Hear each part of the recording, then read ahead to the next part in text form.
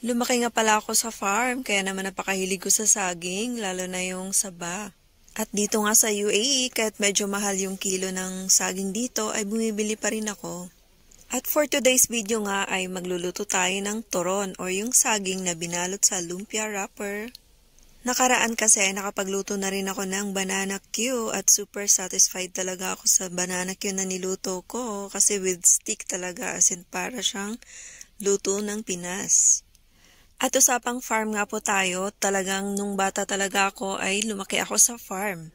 Sa lolo at lola ko, both sides ng magulang ko, ayun. At doon nga ay marami silang tanim na saging, puno ng saging, kaya naman madalas lang din ako makakain ng ganito.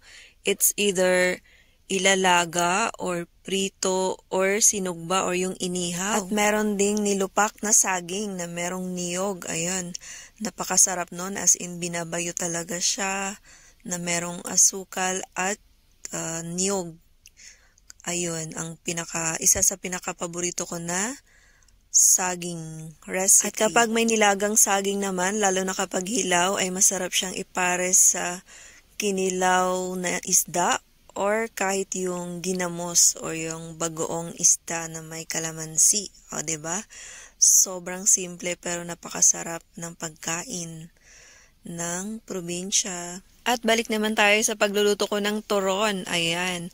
Nilagay ko lang yung asukal sa loob. Ayan, hinati ko yung saging at nilagyan ng asukal sa loob para yung sa labas ay hindi na ako gagawa ng latik. Bali diretso, prito na yan at ready to eat na after. O, diba? Sobrang bilis lang gawin. Kaya for sure, para sa mga first timer dyan, for sure, kayang-kaya niyo yan gawin, guys. Ayan, simpleng merienda, ang turon. Ang sarap niyan with juice or kahit soft drinks ay solve na ang iyong merienda.